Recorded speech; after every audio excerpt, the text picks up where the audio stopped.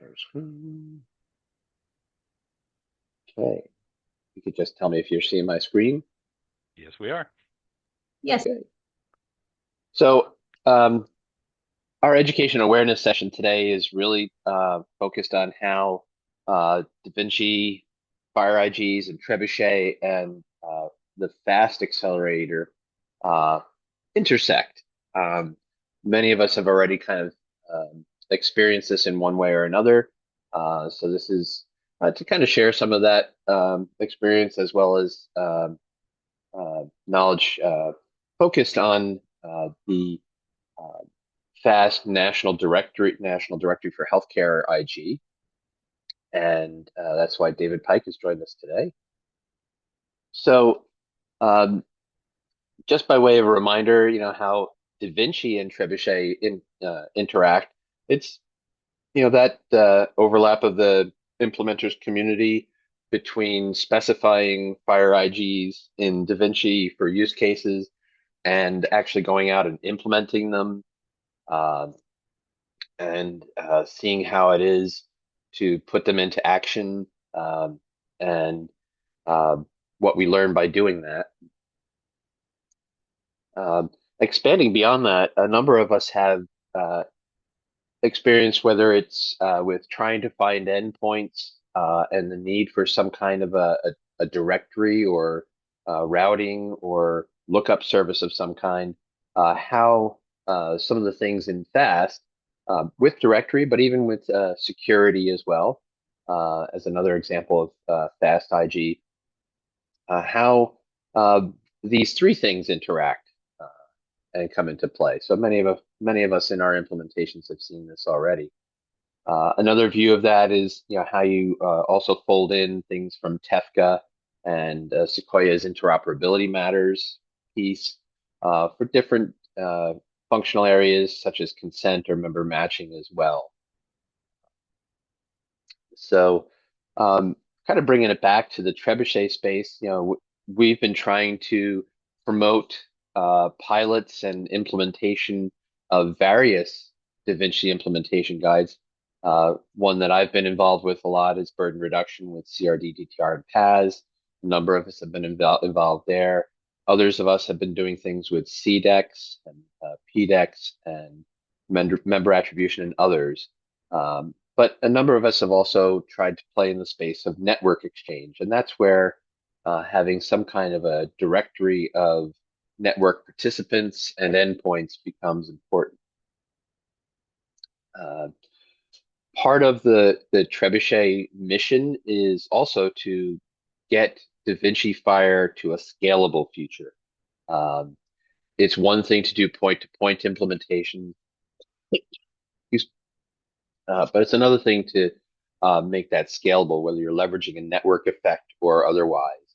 Um, so that's one of the things that we focused on as well.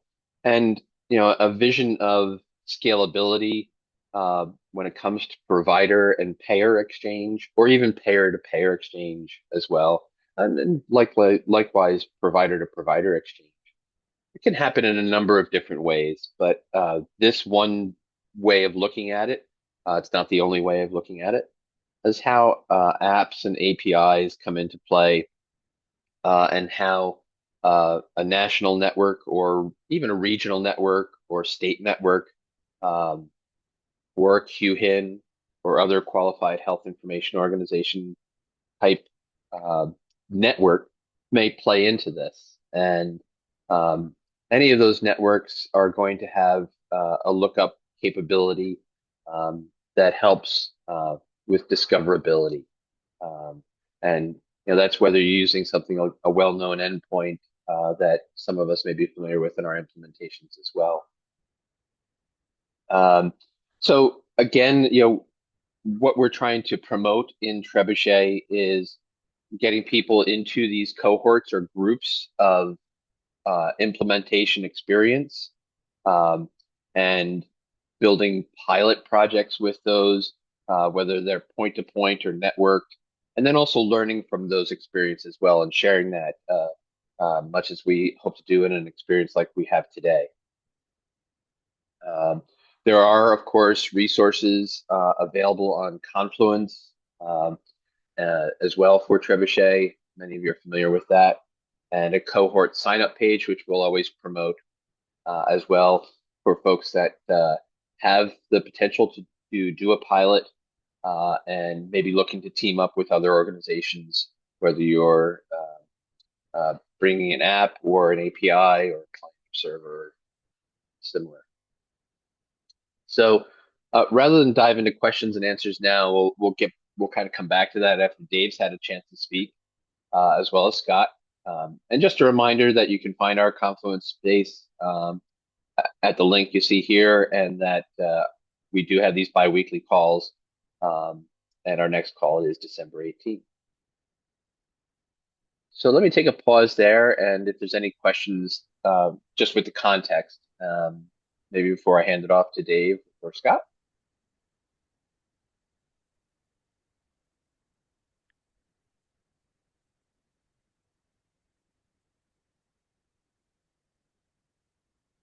All right. I think it's up to me now. Yep. Thanks, Mike. Go ahead. Thank you, Dave. All right. I recognize a fair number of names in this room. So some of you have heard this before. Some of you will hear it again. Some of you probably want me to stop saying it as often as I do, but it's not going to work because this is why I'm here. We want to talk about the FAST directory, and that's our short form for the FAST National Directory for Healthcare, NDH. Before I get into that, just want to give 3 seconds on who FAST is and what we do, because not everybody in this room knows everything about what I've said. There we go. So we're a FHIR accelerator, like Da Vinci, like so many others, like the latest, the FHIR medical devices. We are an organization that focuses on the most interesting, sexy parts of FHIR, that's infrastructure. Okay, I'm the only one who thinks that way. But that's okay, because we're solving the problems to bring FHIR at scale. We were brought together in 2017 to, under the auspices of ONC, to start addressing these problems, because FHIR is point-to-point, and point-to-point can be slow to roll out. We needed ways to make that more efficient. One of the use cases we were brought was the directory. CMS, as everybody knows, has a number of directories. We have NPES, we have a number of others. They needed a FHIR-based directory that was going to solve the problem of how do we get the endpoints when we want to get to a certain organization? How do we find that organization? How do we find that endpoint? And it needed to be interoperable at scale. So we started work. The barrier, well, like I said, right now, organizations are required to put their endpoints in a publicly available location. There's not a lot of specification as to how to do that, right? You have the Lantern project, which has under ONC, which has a bunch of them, but these are inconsistent. We needed a solution that created a single source for national directory. And what we decided to do is start looking at what needed to be done, both providers and payers, to get that information, the demographics of that organization, the information about providers and payers, the plans, the networks, everything could be in one place. And we started working at that in 2019. When we became a FHIR accelerator in 2022, we kept going. And we're never going to stop, because you can't make us. In the last year, we've been working directly with CMS to develop it. We've been working specifically with the United States Digital Service under CMS, who are currently building, well, right now they're working on MVP, minimum viable product, to bring something to the market. They've been giving us direct feedback. They've been attending our meetings. We've been working very closely with them. But I want to remember, this IG isn't just what CMS will use. This is what the IG that everybody who wants to connect to it will need to know about, need to implement, and need to use. To do that, we have been working tightly. We've also made it so that we can map across from PlanNet. So if you're a payer, you must know about the PlanNet directory. We have created a structure map to allow PlanNet to go directly in that, using that structure map. Now, how that how that is used is out of scope, right? So whether it's portal access, whether you create a trust framework using fast security, any certifications, any kind of information about attestation, how the information is verified, that is out of scope. Now, that may seem surprising because in version 1, we had sections about that. For version 2, we pulled those out. We realized that most of that information was internal to an organization, and we should not be dictating how an organization works with that information to verify it, to make it valuable. They need to do it, but it's not for us to say. So again, we started the project under that, started off as 4 implementation guides. We smushed those down into 1 because the HL7 patient administration work group said we need to do that. And then we went and everybody looked at it and went, wow, that's too complex. So we started smashing it down again. We removed the attestation section, the validation and verification sections, the local directory sections, which were a way to specify how to get PlanNet information in, but a structure map works just as well. So we have a much lighter, much more lightweight implementable guide coming out, which we're very proud of. And we'd like more people to drop by. We meet every other Monday at 3 p.m. Just had to get that in there. Okay, so not only did we remove those sections, but many of the extensions. We had a lot of things came out of the 2022 CMS RFI. For those who've been working this a while, CMS came out with a rather comprehensive of everything that could be done in a directory to get in feedback on. And at the time, it seemed to make sense to implement as many of those as possible. We've started pulling that out. The net effect is working with CMS, the fact that CMS is creating something that will use the FAST guide as its basis for interoperability. Implementers have started showing up at our Connectathons. We get a lot more interest. So what's the use case?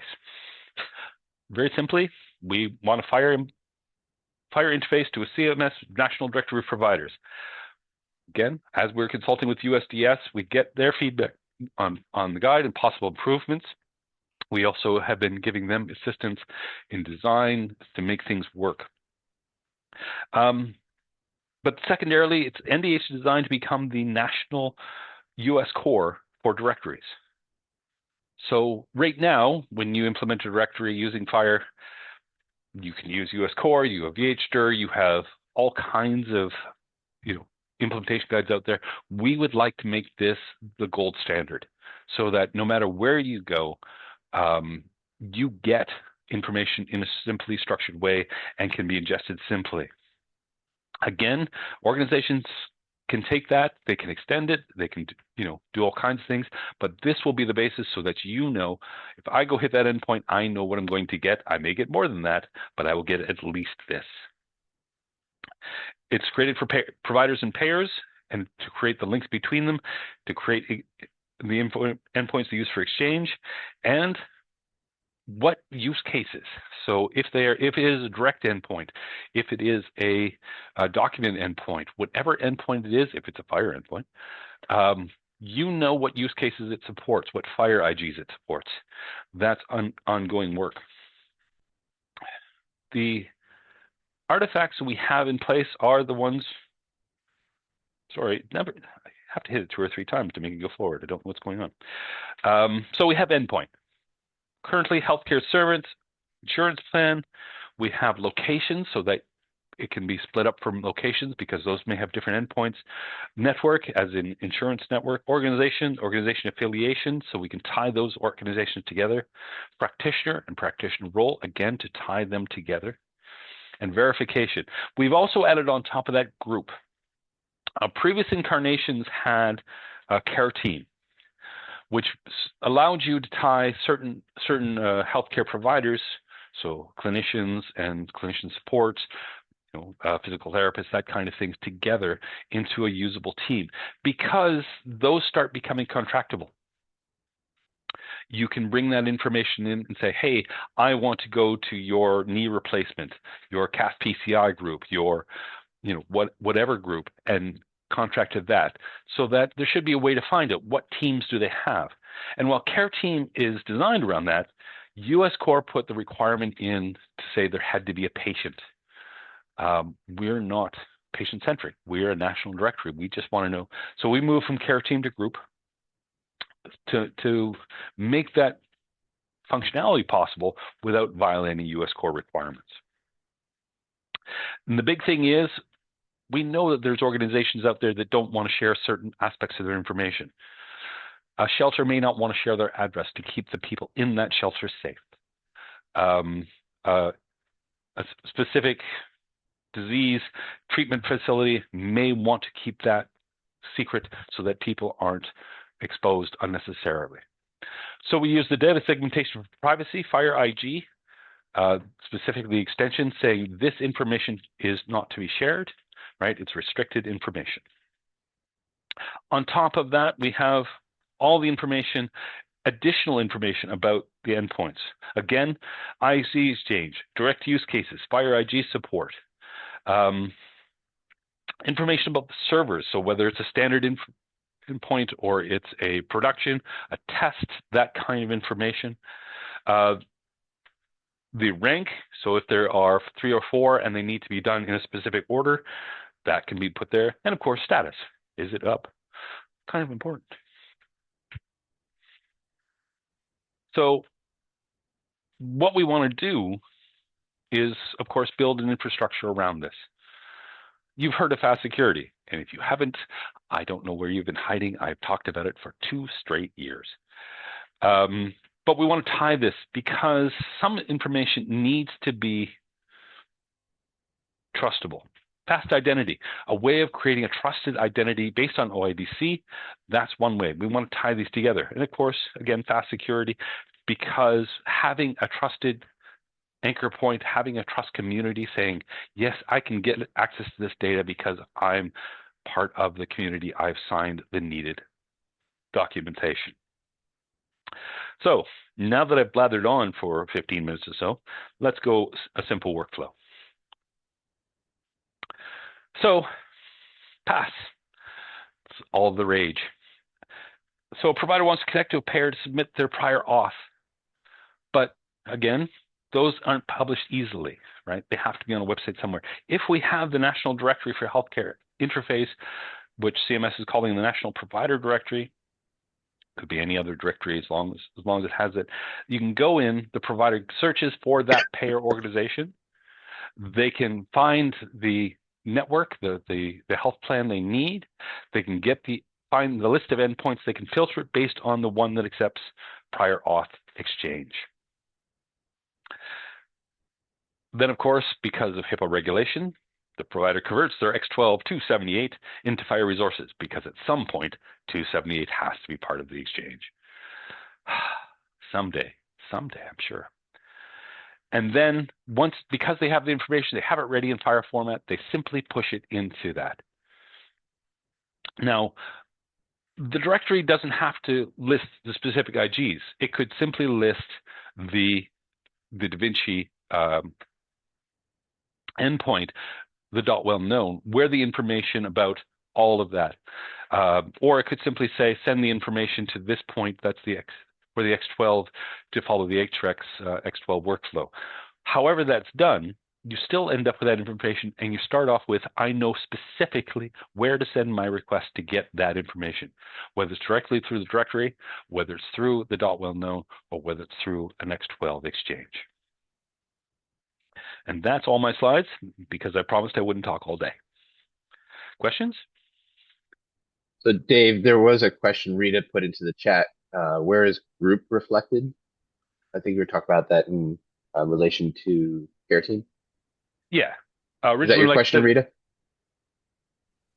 Yeah, it was on you had a slide that was reflecting the different FHIR artifacts for NDH, and you made a reference to group, but I didn't see that in there. It wasn't on the list.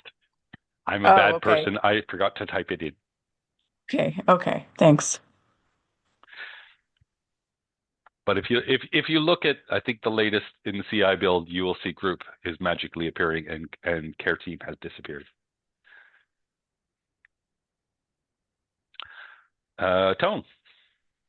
Hey, Dave. Yeah, so, and I'm sure this has been discussed at length in various forums, and maybe I'm just catching up. Can you talk a little bit about how this relates to, does not relate to, how it will align with the TEFCA directory, and is it intended to work together or not, or any kind of commentary or thoughts around that? We have discussed this with the RCE, and this is where I start having a problem because I have to refer to myself as they. The TEFCA directory is purpose-built. It is designed around routing information. It has all kinds of information, very specific. So they will not be able to use this template because we have vastly more information than they can use. However, it is expected at some point, that there may be an interface between them, so that the information that is in the TEFCA may be added to the CMS directory or other directories.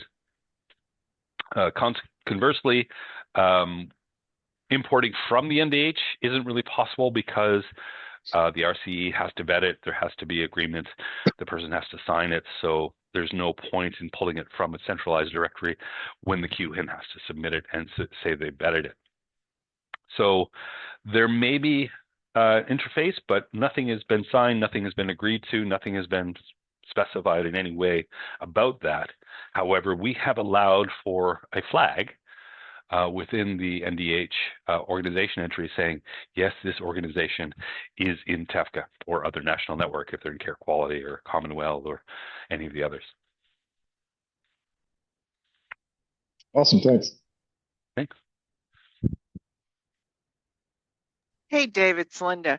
I was following along until the last question, your last slide, and then you said, if you could go back, you said something about whether it's the endpoint, the well-known, or the X12.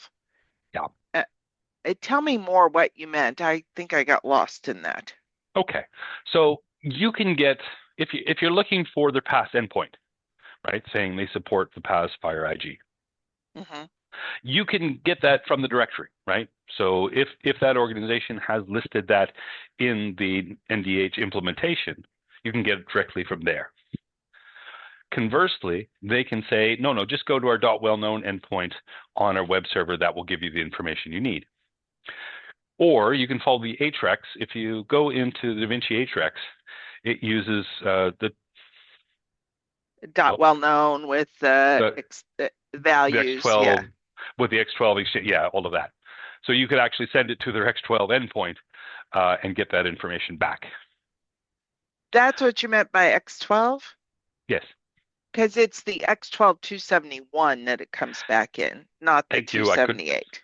Thank you. I'm not an expert in X12, and I always get my numbers mixed up. Thank you for correcting me. No worries, but now it makes more sense. Thank you. Okay. No problem. Thank you. I will remember that. I don't see any other hands up. Scott, take it away. Awesome. There we go. All right. Okay. So in this three-part session here, I am now going to talk us through some of the more practical concepts and how they might apply to existing pilot work that we're talking through, especially around payer-provider interactions. So I'm going to talk a lot about the key challenges that we still need to overcome regarding directory work. And I think a lot of folks on the call resonate with some of these challenges. I've heard a lot of questions about this in the past. So, from a practical perspective, what it means to utilize a directory is not what we would typically think of as like a standard API. Most directories that are utilized by national networks are not real-time query directories. They are downloaded, they are distributed and deployed to each organization that participates in the network. And this is a different paradigm. And I want to make sure folks on the call are aware of this, that the idea of a directory is not actually a single source of truth.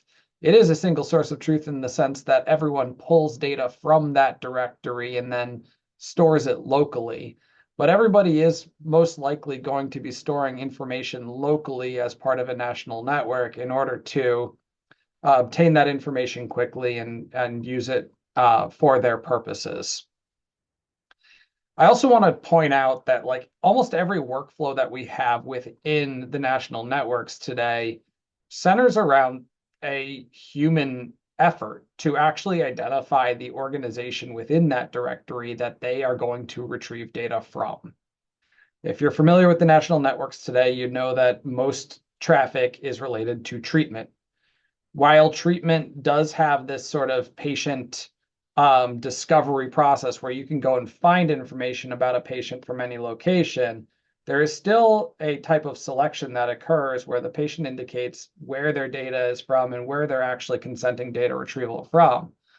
And so there can be standard and automated mechanisms that you can use a computer to execute from end to end.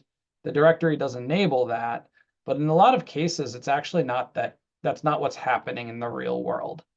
I think this is an important distinction because the way that we use directories now with the treatment purpose of use is likely very different than the way that we're using directories for payer to payer, for provider access, and for prior authorization. And so there's some re-engineering work that has to go into this, some thought that has to go into this. That Da Vinci discovery endpoint is one of those things that might allow us to actually kind of streamline directory setup and maintenance. And that's one of the items that we've moved forward already in order to make payer endpoint discovery and payer directory entry lookup easier and faster. Now, in an EHR, I want to point out, because the EHR is really one of those key sources where we're going to be looking up a payer. Obviously, there's a payer-to-payer workflow, but in the EHR, there's always a process where we're identifying the patient's coverage and recording that coverage. That coverage is not mapped to a real payer today. It's not mapped to a payer endpoint. And that's one of the key issues that we have with the prior authorization, the burden reduction workflows today, in terms of actually taking that coverage information and being able to ascertain a URL endpoint that we send that prior authorization request to. There are mechanics within EHRs that can enable this, and there are mechanics that can be used outside of EHRs also to enable it. So it is a solvable problem, but it has not really been solved yet. The idea behind what a national payer endpoint discovery process should look like is this, right? We have a member presenting their card. There's a member ID. There's some other information in there that might be relevant as well. We go to the directory lookup process, and that directory lookup process results in the identification of a payer and plan. At the least a payer, most likely there's some plan identification to actually get to an endpoint. Once that endpoint's identified, you can then begin the provider to payer exchange. You can begin the CRD request process or the PAS process. A lot of this work can be done manually, and it can be done in advance. So I want to impress on you all that we do not need a real-time lookup process necessarily, that everyone's going to be pinging a national directory in some centralized service. This does not have to be.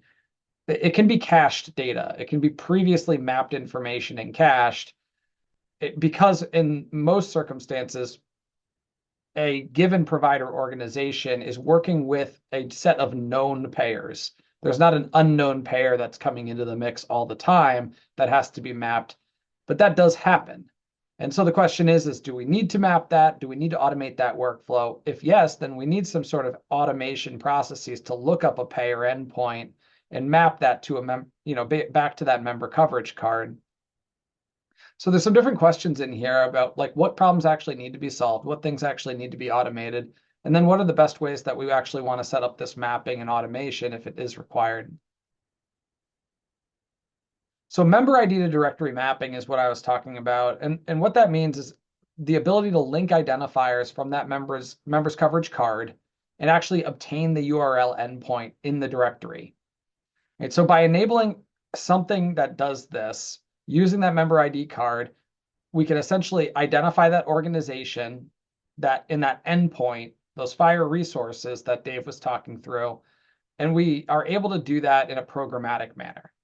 Now, I've already said that we don't necessarily need to achieve programmatic automation with all of this workflow. That is the goal, though, and I think that that is something that we do want to at least provide a mechanism to achieve, if not have everybody using it. I just think that when push comes to shove, manual mapping is also feasible here, and that takes away some of the guesswork. I love the DaVinci Atrix discovery endpoint. I think that this is a great tool, and this is primarily because what I was talking about earlier, the fact that directories are sort of distributed and downloaded to each individual organization. When that happens, that means that if you make an update to that directory, it's very possible those organizations can be out of date for an hour, a day, a week, or a month, depending on how frequently they are checking for updates in that directory. That can be an issue. And so we want to combat that issue by actually taking away the need to maintain the directory wherever possible. Right, so that directory should have key information that does not change frequently. And it should, but the discovery endpoint allows us some abstraction, right? So if that discovery endpoint can be set and never change, information inside of that discovery endpoint can change whenever. And the EHRs can actually, and whatever client is actually interacting with that payer, can check that discovery endpoint every time to understand exactly where it needs to go, how it needs to authenticate, and if there have been any changes since the last time it checked.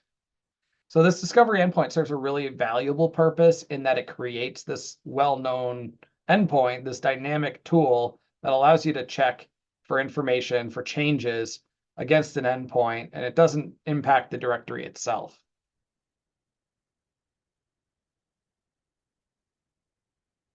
I want to call out here, because I've had a lot of conversations with folks on this call and within DaVinci, that there is a need in the industry for a identifier that actually represents a single endpoint from the payer's perspective.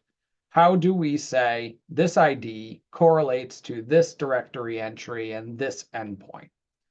We've talked about NAIC codes as that ID, and I want to challenge that as the right solution. I do not think that is the right solution because it is not the type of ID that is actually in use day to day. We have a number of clearinghouses that are part of DaVinci, and they've brought forward this idea that they have a standard identifier that different clearinghouses in the industry are already using. So if there's a standard identifier that is already being used and it allows for example, the identification of a claims submission endpoint, how is that identifier not good enough for our use? I don't know the answer yet. I don't know that this is the exact right thing to do, but we are going to continue to explore this to ensure that if it is the wrong answer, we at least know why it's not right and and where we should go from there. Linda, I see your hand up.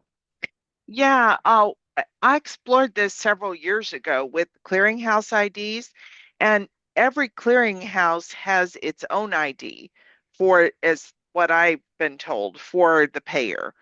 And they then map, between them to the to each other's values. So if they're, if the clearinghouse has to get a claim to United, they have to go through a specific clearinghouse to get it there.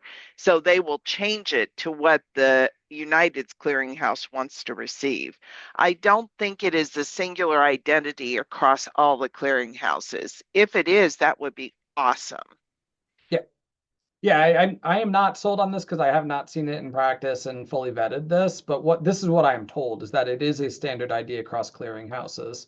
And that's Nathan von Kolditz with Availity that told me that. So I'm hoping Who he's right. issues it? Do you know? I do not know. I know that this is the IDs that we were offered from Availity are maintained by Availity. I am not sure that they are the issuers of the ID, though. Right. But they did indicate that most other clearinghouses are all using the same identifiers, although they did indicate that Change Healthcare was using their own proprietary identifiers, at least up until their security incident. And I'm not certain if they changed that since then. Okay, yeah.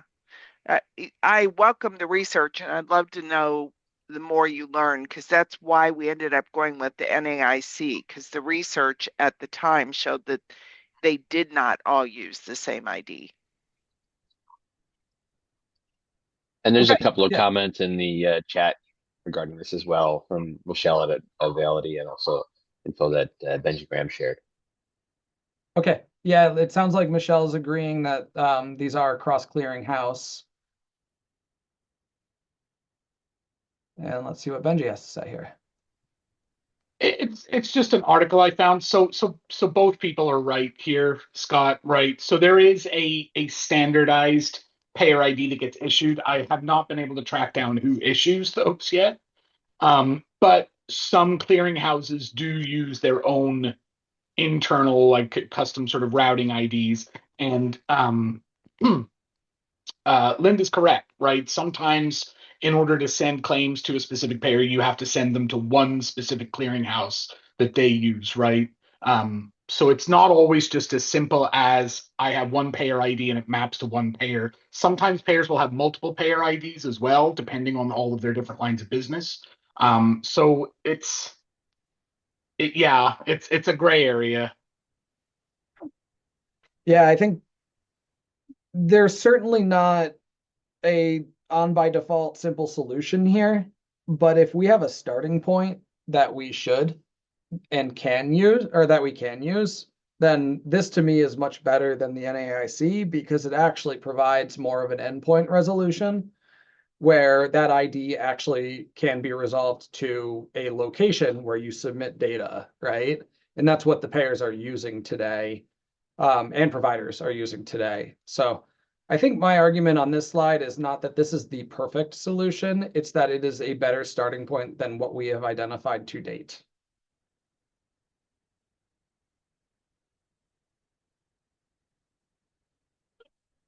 So I'm going to continue talking about this, and of course, Linda, et cetera, if there's other folks that are interested in kind of digging into this, I think it's a very interesting topic, and we'll try and get to the bottom of it with all the partners across Da Vinci here.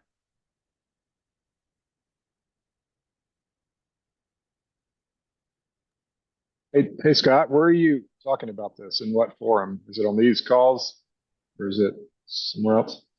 Well, there isn't really a forum for figuring this out right now, right? I think what we're gonna do from the Trebuchet standpoint is we're gonna explore the use of this ID from the payer-to-payer perspective with the pilot that we're getting off the ground. And if from a payer-to-payer perspective, we say, yeah, this list of IDs does allow us, for the payers involved, to concretely identify our endpoints using this ID, right, inside of a directory, then that's like a pretty good starting point where we can then say, hey, we have a production use case here where this is actually feasible, and we can grow it from there. So that's my perspective at the moment on how we can approach this.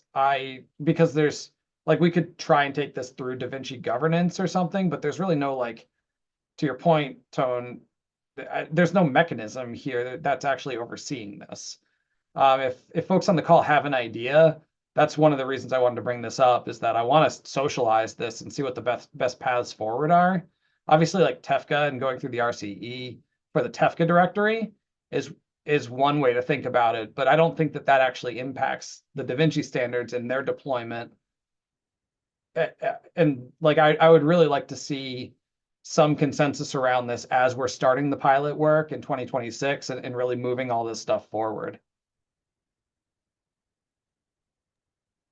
Sounds like a good cohort to me.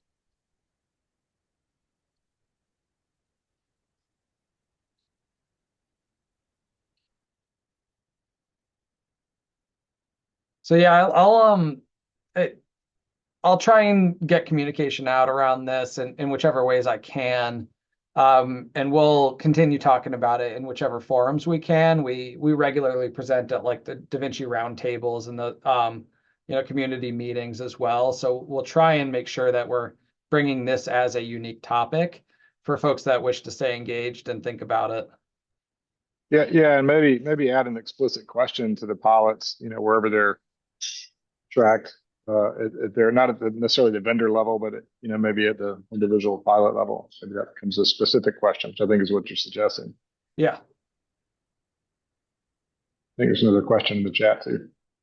Yeah. So Rita asked about the fast NDH. Dave, do you want to step in on this one? I believe that there is an ID, but it's not specific to payers or plans. Is that correct? That's correct. We do not specifically call it out.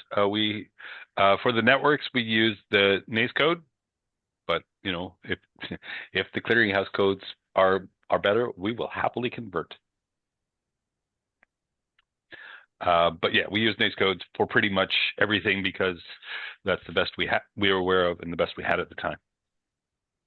And my key concern with those codes is that they don't necessarily have a one-to-one relationship with an endpoint, which is really more of like one or more plans are associated with this ID, whereas that NAIC or NACE code is really at like the payer level, from my understanding. Do you agree? Absolutely. But we have that all through healthcare, right? An NPI may not be just one, or one clinic. It may be just one practitioner based on the type of NPI. So that's not unique to the payer world. That's omnipresent. Mm-hmm.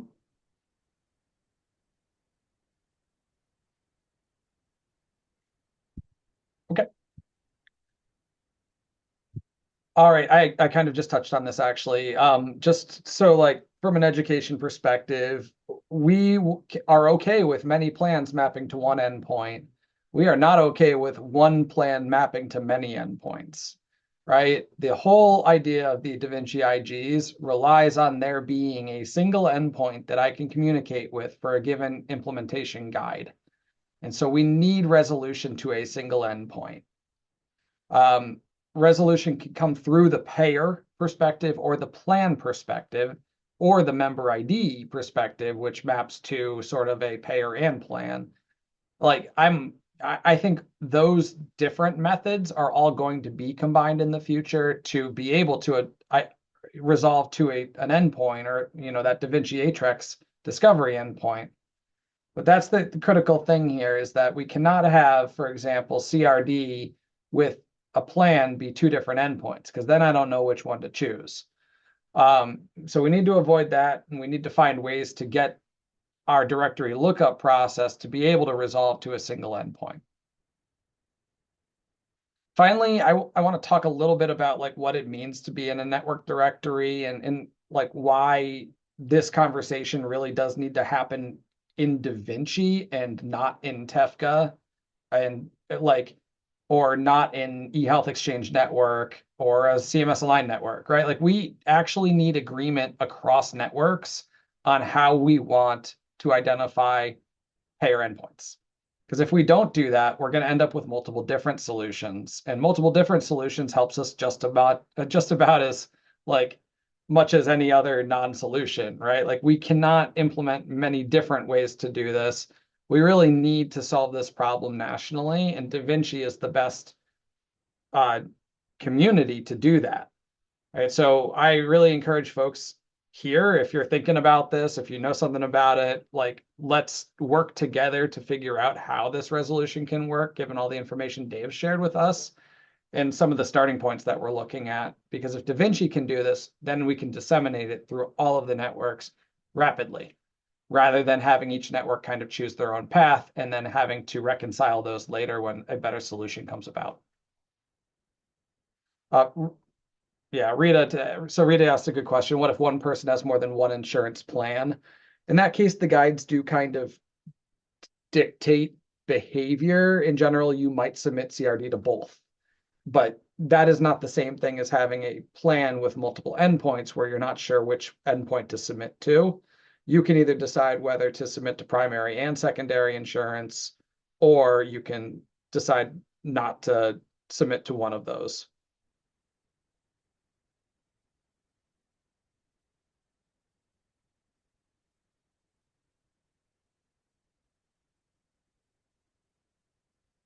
Cool. That is my spiel. I appreciate all of the feedback here. I think this is a really important topic that hasn't gotten a lot of attention, and so love the fact that we've got different folks thinking about it and bringing their industry knowledge here, because I think that this is a problem we can solve together.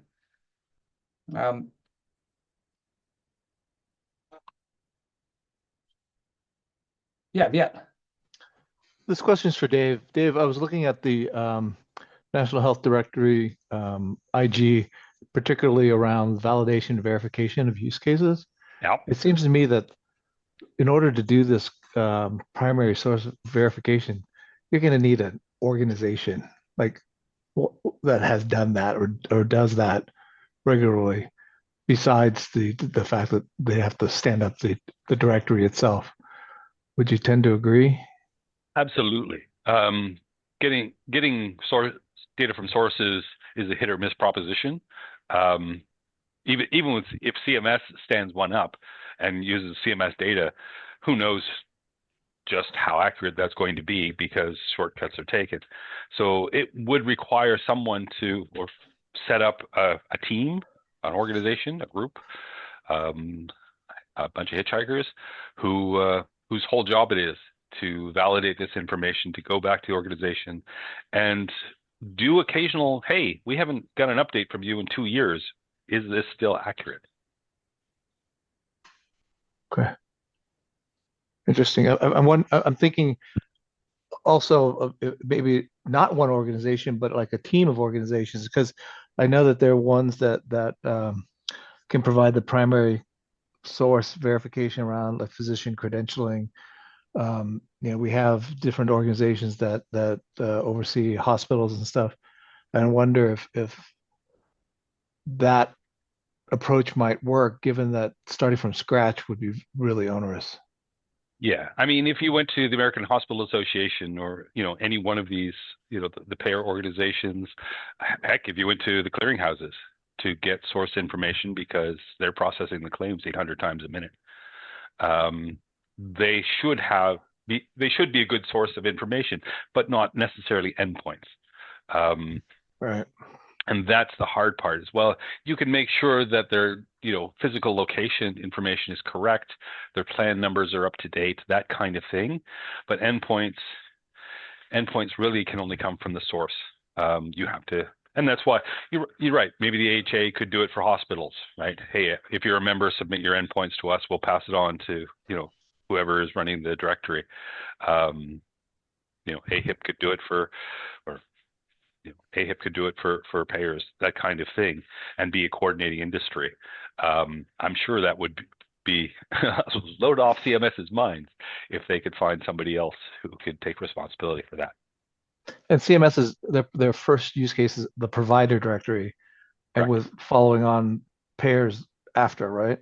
Right. From the conversations I've had with them, the easiest one they saw was to do providers first. I'm not sure I agree with them on that point, but that's what they said. Okay. Thank you. Thanks.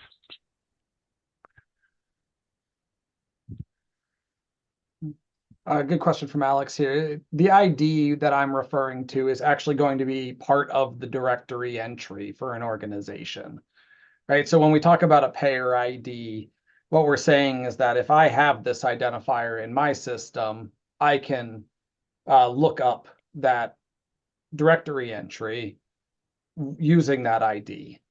So that's the idea here, is that it would be that the ID should be part of the directory. And if we can land on an ID that can consistently identify an organization in the directory, then we can do simple mapping in the EHR, for example, where a payer is identified in the EHR and also has that same ID. And by doing that mapping, you have a very consistent way to look up an endpoint. And that would be the benefit of a comprehensive CMS or other organization directory, is if it's FHIR enabled, those FHIR resource IDs never change. And at that point, you have an ID for every payer, provider, and healthcare service registered within that directory. So that can be sent out and start being an ID that is universal within that directory within the country. Well, I would only differ with you there, Dave, because the FHIR resource itself is not the same thing as a payer ID, right? You might have absolutely. multiple organizations that have the same ID. So we would actually need a different element than the ID element in the directory to identify what a payer is. Yeah, and the way TEFCA handled it was creating the TEFCA ID so that everybody could be grouped together as necessary. So CMS could do the exact same thing and create a organization ID that is definitive. And so the use of the ID that's sort of contingent on the assumption that the EHR is already configured with that ID. Not that the EHR has already been configured with the ID. The EHR should be configurable with that ID. And today EHRs are throwing their hands up and saying, what ID do we configure? So if we as a community can come together and say, use this, and everybody agrees, then we have a path forward. Whereas today we don't necessarily have agreement on that path forward. And what are the EHRs using today to find that coverage? Matching. They're doing name matching almost to the plan essentially. Yeah. Because I could see this where, I don't know if that's the best state or something that we'd want to preserve, but I could definitely see a situation where you have multiple directory entries for a single payer, depending on what coverage or what plan it is. And then those are all linked to a single endpoint. And then you don't really have to worry about the the NAIC code being associated with multiple endpoints, because you're kind of filtering based on plan information rather than the payer ID. Yeah. And that's the benefit. The way FHIR is structured, way a good database should be structured, is you would have an organization within that, you'd have the plans within that, and they would be tied to one or more endpoint resources. Right.